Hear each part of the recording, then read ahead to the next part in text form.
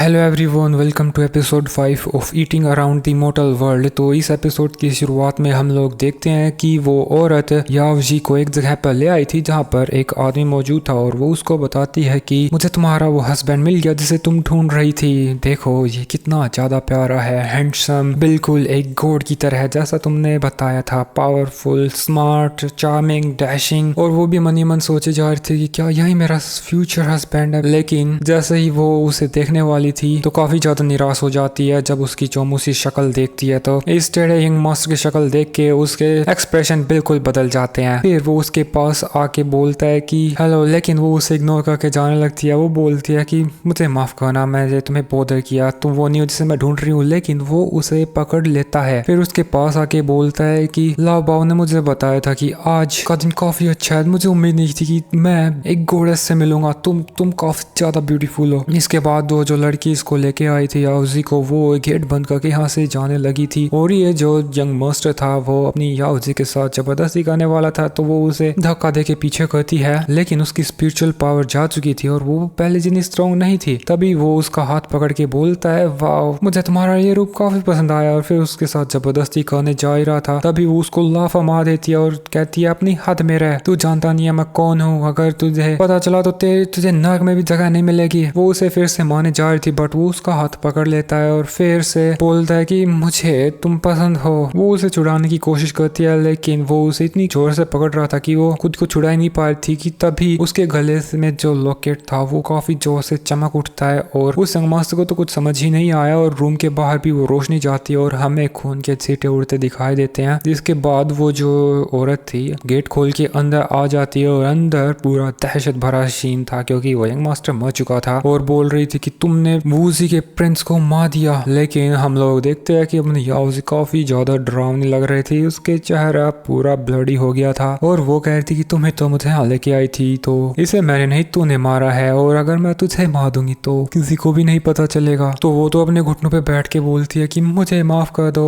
और वो सीधा ही हमें वूजी के सामने दिखाई जाती है जो बोल रही थी कि मैंने सिर्फ एक मर्डर को देखा था जो सिर्फ एक आदमी था, इसके अलावा मैं कुछ भी नहीं जानती। और मन ही मन वो सोच रही थी कि मैं वूजी को ऑफेंड नहीं कर सकती और मैं उस लड़की को भी ऑफेंड नहीं कर सकती, मुझे बस एक बार यहाँ से बाहर निकलना है, फिर मैं हमेशा के लिए इस शहर को छोड़ के चली जाऊंगी। लेकिन वूजी के जो एल्डर्स थे वे कहने लगते हैं कि हमने सुना था कि वो जो वूजी का लड़का था काफी ज्यादा खराब हरकतें करता था, इस बार उसने फिर से किसी को प्रोवोक कर दिया होगा, बुरे काम का बुरा नतीजा। और वूजी ये सारी बातें सुन नहीं रहा था और वो बोलता है ठीक है, तुम्हें कुछ भी नहीं पता है तो तुम्हारा अब कोई भी काम नहीं है। वो उसे मारने जा रहा था, वो सच बोल पाती उससे पहले वो फिनिश हो जाती है। तभी एल्डर उस वूजी के पास आके बोलता है कि ये कुछ बोलने वाली थी, आपने इसे मारा क्यों? तो वूजी खड़ा होके बोलता है कि आज तक किसी ने मेरे बेटे की तरफ आंख उठा के नहीं देखी, अब कोई घुस आया और उसने मेरे बेटे को मार दिया, मैं उसे नहीं छोड़ूंगा, ढूंढ के लाओ उसे। जिसके बाद हमें वूजी सिटी के जो माउंटेन्स थे वहाँ पे मास्टर पिंक को दिखाया जाता है जो कि वूजी को ही ढूंढने के लिए जा रहा था और उसका छिप छिप कर दुआन जिन भी पीछा कर रही थी और वो भी अभी तक सोच ही लेती है कि उसे मारने जा रहा है। लेकिन इतनी हिम्मत की अकेला जा रहा है, डेफिनेटली ये कोई पावरफुल मास्टर होगा और अगर ये पावरफुल है तो उसके पास ट्रेजर्स भी होंगे, अगर मैं उनको चुरा के बेच दूं तो मैं काफी ज्यादा अमीर हो जाऊंगी। फिर हमें मास्टर पिंक को दिखाया जाता है जो उसके पास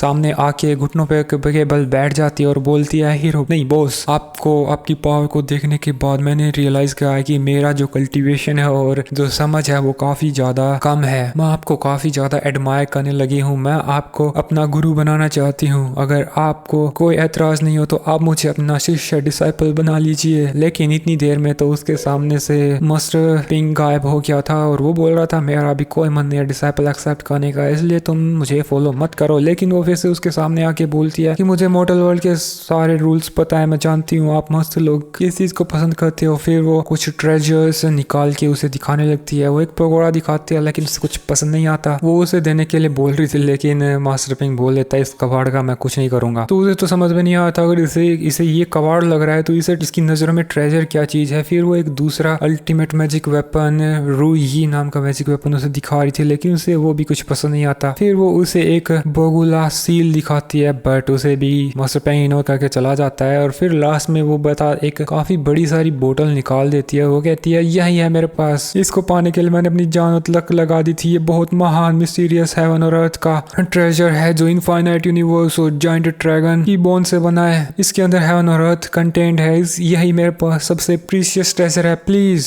मुझे अपना कुछ तो बना लो। तो मास्टर पिंग इस बोतल को देखने लग जाता है और फिर उसे खुद के साथ रख लेता है। इसके बाद हम देखते हैं कि अदवान जी ने कुछ बीस पकड़ के उनको पका दिया था और वो मास्टर पिंग को बता रही थी कि मैं खाना बनाने में काफी अच्छी हूँ, आप एक बार इसको खा के देखो, आपको काफी ज्यादा मजा आएगा। फिर वो उस मांस के टुकड़े को देख रहा था और कह रहा था मनी मन की कुछ ज्यादा नहीं जला हुआ है। फिर वो उसे खाने ही जा रहा था कि तभी उसको जैसे ही वो अलग करता है तो उस सुअर को उसने अच्छे से साफ भी नहीं किया था। अदवान जी मास्टर पिंग के कुछ बोलने से पहले उसके मुंह में जो खाना था वो ठूस देती है और कहती है पहले खाओ फिर बताओ, और मुझसे डरो मत, तुम मेरे मास्टर हो, तुम्हें जहर वहर कुछ नहीं मिलाऊंगी। वो उसे खा के देखता है तो उसे ज्यादा स्वादिष्ट तो नहीं लगता, लेकिन वो बताता है कि भूख मिटाने के लिए इतना काफी होगा। लेकिन तभी इनके चारों तरफ ये चिल्लाते हुए लोग आ जाते हैं कि तुम्हारी वूजी माउंटेन में घुसने की हिम्मत कैसे हुई, ऐसा लगता है कि तुम ही हमारे यंग मास्टर वूजी को मारने वाले हो। तभी दुआनजिन खड़ी होकर बोलती है कि क्या बकवास कर रहे हो, हम लोग तो अभी अभी यहाँ पे आए हैं। लेकिन उसकी बात का कोई यकीन नहीं करता और इतनी देर में जो आदमी था वो मास्टर पिंग के ऊपर अटैक कर देता है। वे उसे अरेस्ट करने के लिए जा रहे थे, लेकिन मास्टर पिंग तो काफी ज्यादा पावरफुल है और वो एक ही पंच इनको मारता है और ये सारे के सारे ढेर हो जाते हैं। और वो जो एल्डर था वो देख के बोलता है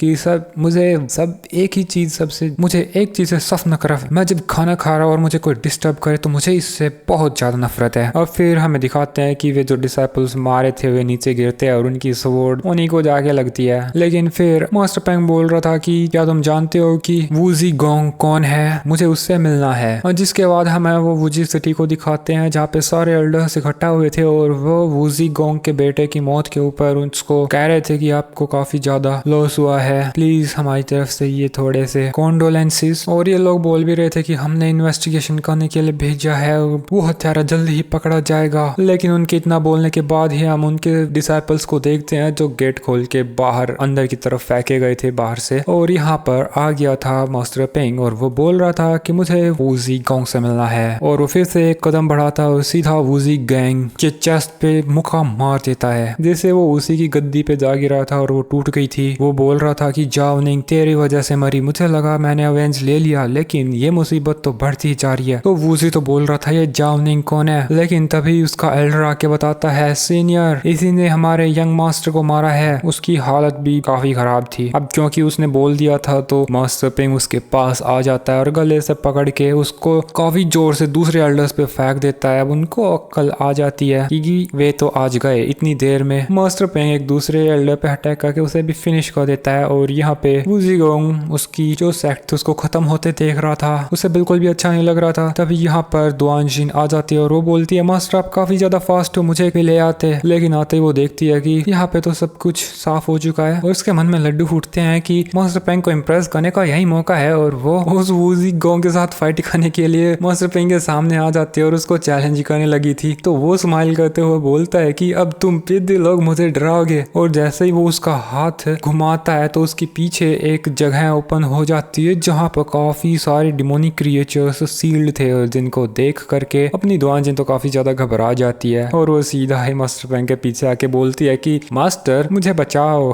खैर इतनी देर में ही वूजी उसके जो ये डिमोनिक सोल्जर्स थे इनको मास्टर पिंग की तरफ भेज देता है। खैर दोस्तों अपना एपिसोड यहीं खत्म हो जाता है। मुझे उम्मीद आपको पसंद आएगा। Thanks for watching, bye bye.